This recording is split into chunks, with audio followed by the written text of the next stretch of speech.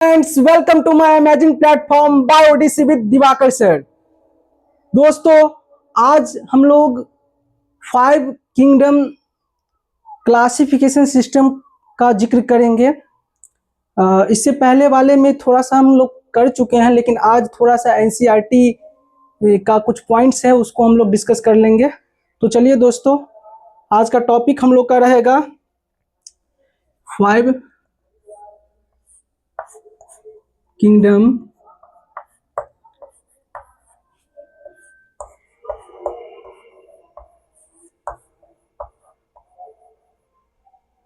Classification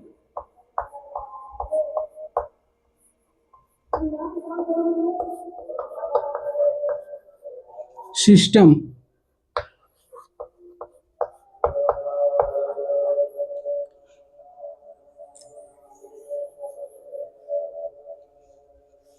five kingdom classification system जो है वो WH विटेकर ने 1969 में दिया था और ये मोस्ट एक्सेप्टेड सिस्टम है।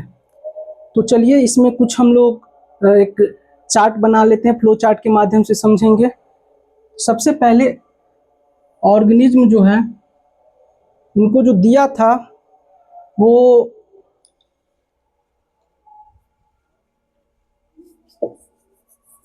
WH विटेकर ने given by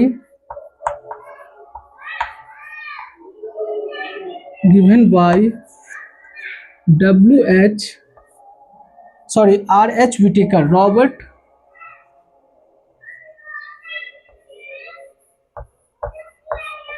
Robert H Whittaker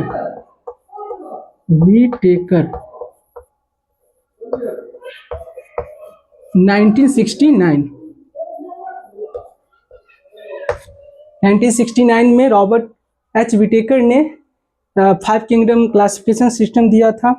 इन्होंने एक ऑर्गेनिज्म को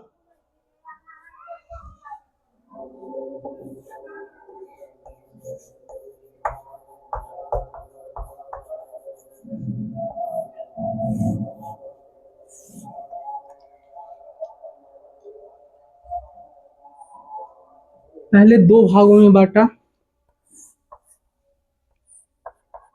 पहला भाग था प्रोकैरियोटिक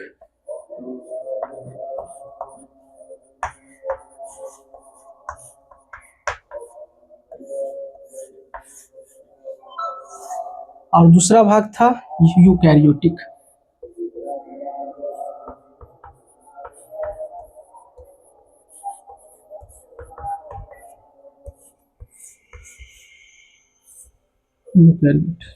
अब प्रोकैरियोटिक में मोनेरा किंगडम को रख दिया, यानी इसके तहत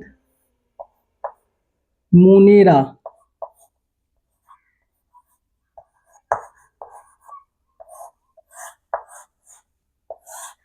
को रख दिया। फिर यूकैरियोटिक को भी 2 भागों में बांटा।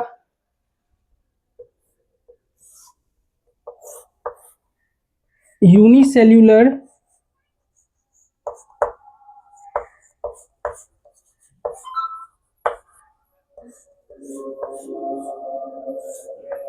और मल्टीसेल्यूलर।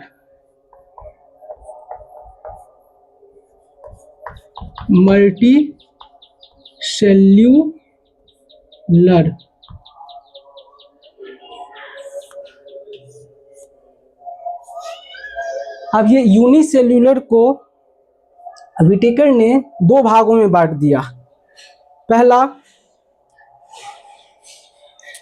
यूनिसेल्यूलर को एक भाग में बांटा जिसको प्रोटिस्टा कहा गया।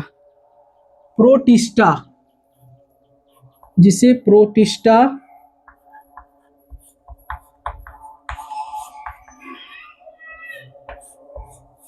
को रख दिया। तो ये प्रोटिस्टा किस में आ गया? यूनिसेल्यूलर में।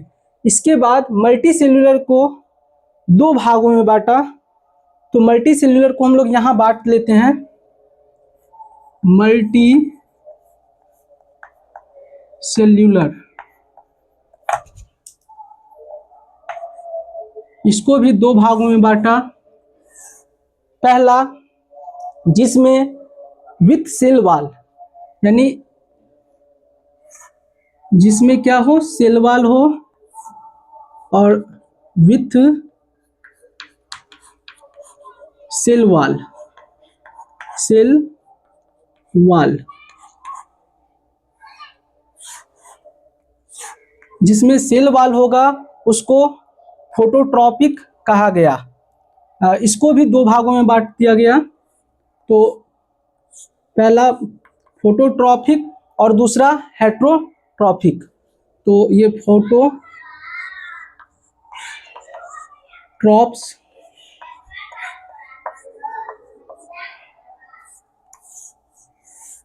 और इसको दूसरा, इसका जो बाटा है इसको हेट्रोट्रॉप्स, हेट्रोट्रॉप्स।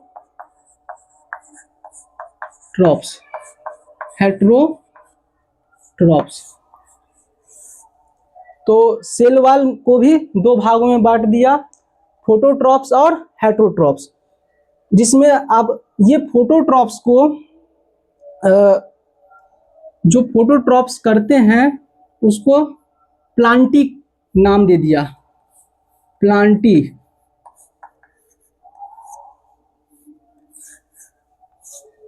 और जो हेट्रोट्रॉप्स करते हैं उसे एनिमेलिया कहा, एनिमेलिया। तो याद रखिएगा, सॉरी, जो हेट्रोट्रॉप्स में आएंगे वो फंजाई कहलाएंगे। तो ये फंजाई, इसको नाम दे दिया। अब सेल वॉल तो हो गया, अब विदाउट सेल वॉल। तो without cell wall, without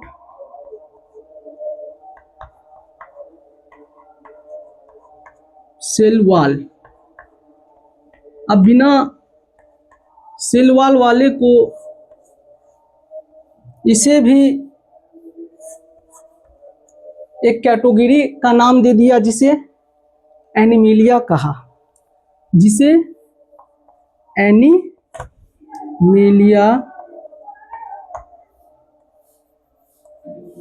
kingdom में बांट दिया। तो ये याद रखना है, ये इसका फ्लो चार्ट था। जो फ्लो चार्ट्स उन्होंने प्रपोज किया था, इनके द्वारा दिया गया ये 5 किंगडम क्लासिफिकेशन। सबसे पहले कोई जीव को हम लोग दो भागों में बांटेंगे, प्रोकैरियोटिक और यूकैरियोटिक। प्रोकैरियोटिक वैसी सेल होती है जिसमें वेल डिफाइंड न्यूक्लियस नहीं पाया जाता है। तो ये याद रखिएगा, इसमें कोई सेल मेम्ब्रेन बॉन्ड नहीं पाया जाता है। तो इसको प्रोकैरियोटिक में रख दिया मोनेरा को रख दिया। मोनेरा में बहुत सारे बैक्टीरिया आ जाएंगे। इसके बाद यूकैरियोटिक को दो भाग में बांटा, यूनिसेल्यूलर और मल्टीसेल्यूलर। यूनिसेल्यूलर जो एक कोशिकीय जीव होते हैं उसमें रख दिया प्रोटिस्टा को। प्रोटिस्टा यूनिसेल्यूलर में आ गया। और मल्टीसेल्यूलर में यहाँ हम लोग देखे हैं, मल्टीसेल्यूलर को भी दो भाग में बांटे, विथ सेल वॉल जिसमें कोशिका भित्ति होगी, और विदाउट सेल वॉल जिसमें कोशिका भित्ति नहीं होगी।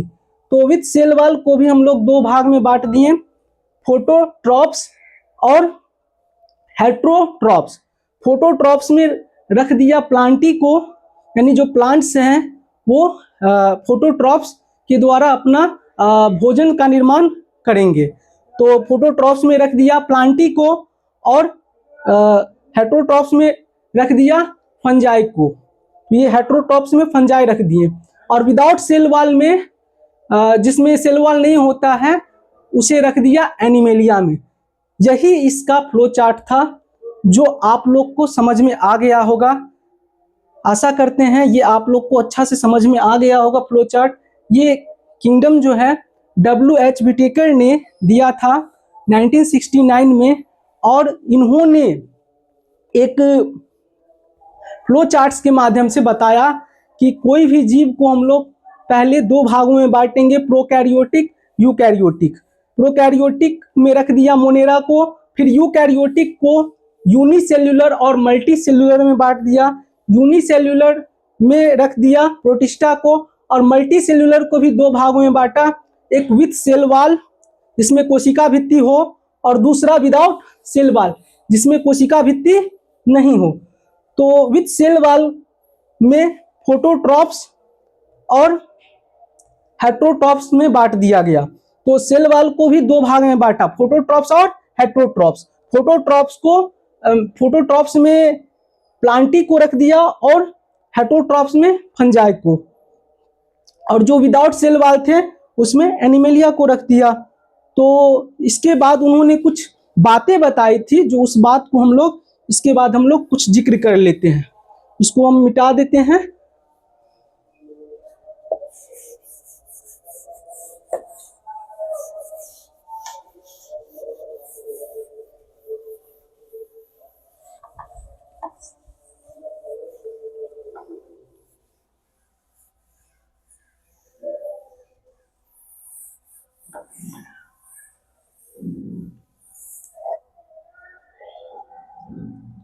इनके द्वारा जो कहा गया था, earlier classification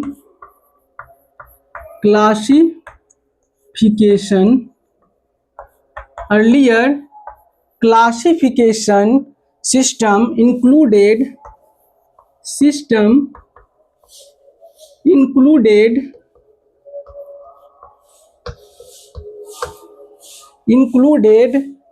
bacteria,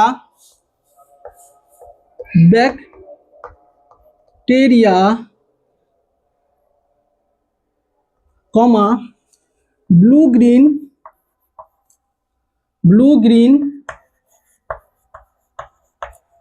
algae, comma fungi, comma mosses,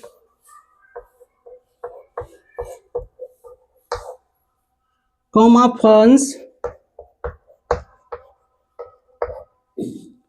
comma gymnosperm,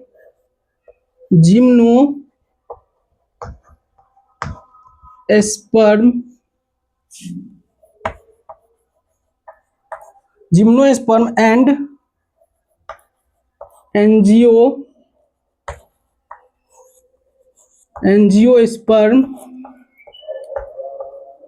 angiosperm under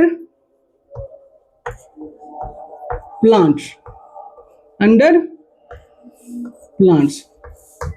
तो ये याद रखिएगा,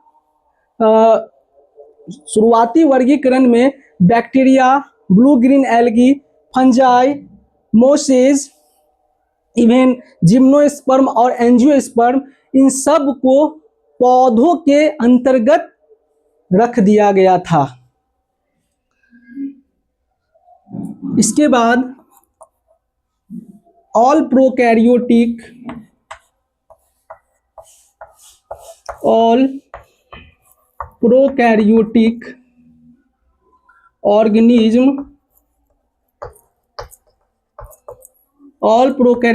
organisms were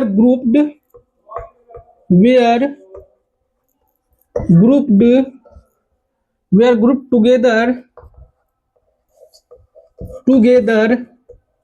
under kingdom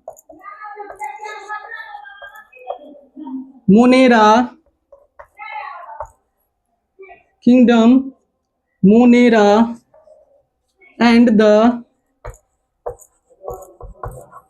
unicellular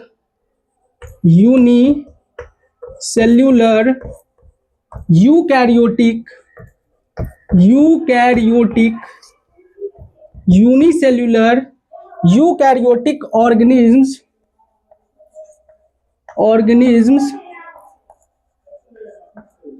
were placed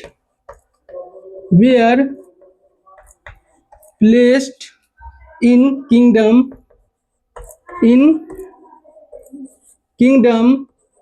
Protista in kingdom protista. तो याद रखिएगा कि शुरुआती वर्गीकरण में जो भी पौधे के तहत रख दिए, उसके बाद उस समय याद रखिएगा ये मान लिया गया था कि जिन जीवों में सेल वॉल होती है वे सभी पौधे हैं, लेकिन समस्या यह थी कि उन समूहों में मोड ऑफ न्यूट्रिशन और जो बॉडी ऑर्गेनाइजेशन और स्ट्रक्चर्स थी वो आपस में बहुत ही अलग थी। तो all prokaryotic organism were group together under kingdom Monera and the unicellular eukaryotic organism were placed in the kingdom Protista. सभी प्रोकैरियोटिक जीवों जैसे जिसमें ट्रू न्यूक्लियस नहीं होते हैं, जैसे बैक्टीरिया, मोनेरा, इस जगत में रख दिया। तो इसको याद रखिएगा।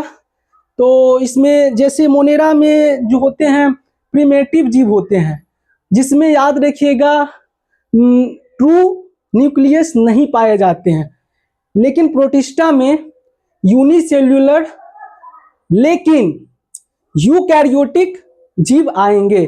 पहले कभी इन्हें पौधों या जानवरों में रख दिया गया था, लेकिन आर.एच. विटेकर ने इसे एक अलग किंगडम में रख दिया। तो ये याद रखिएगा, जिसको हम लोग क्या कहते हैं, kingdom protista. Third points, kingdom protista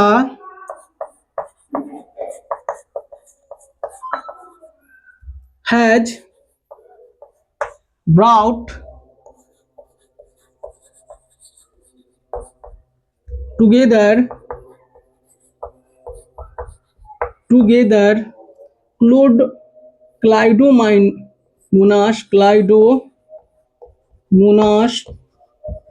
Clydomonas,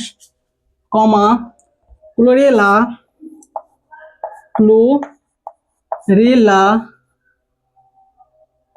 earlier placed in algae within plants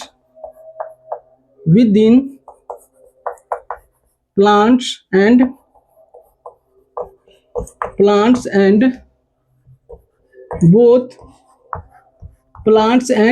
both having cell wall with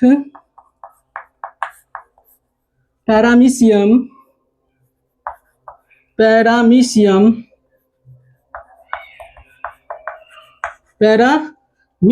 and amoeba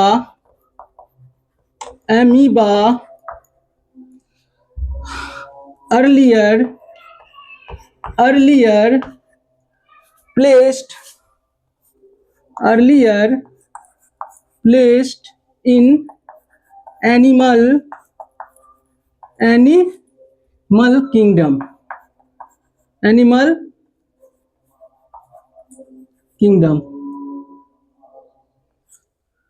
which lack it।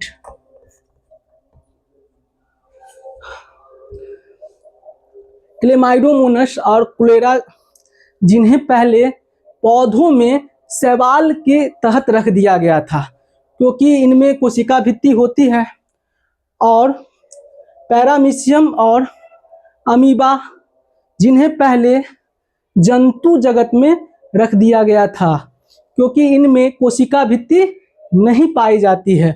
इन सब को प्रोटिस्टा जगत में शामिल किया गया। विटेकर महोदय ने यह स्पष्ट किया कि केवल कोशिका भित्ति का होना या ना होना ही वर्गीकरण का आधार नहीं हो सकता है। तो बहुत सारे पौधे जैसे क्लेमाइडोमोनस, क्लोरेला, ये सबको यूनिसेल्युलर ऑर्गेनिज्म में डाल दिया। और बहुत सारे जंतु जैसे अमीबा, पैरामीशियम, ये सब को भी एक कोशिकीय जीव, यानी दोनों को एक नए नए अलग किंगडम प्रोटिस्टा में रख दिया। आशा करते हैं आपको ये वीडियो अच्छा लगा होगा दोस्तों। विटेकर ने 5 किंगडम क्लासिफिकेशन ने यह स्पष्ट किया कि सभी प्रोकैरियोटिक में क्या बैक्टीरिया, साइनोबैक्टीरिया को मोनेरा में, जबकि सभी यूनिसेल्युलर यूकैरियोटिक जैसे अमीबा, पैरामीशियम, क्लेमाइडोमोनास, क्लोरेला को प्रोटिस्टा में रख दिया गया। इससे वर्गीकरण ज्यादा वैज्ञानिक और तार्किक हो गया। धन्यवाद दोस्तों, आशा करते हैं आपको ये अच्छा लगा हो। जय हिंद, जय भारत।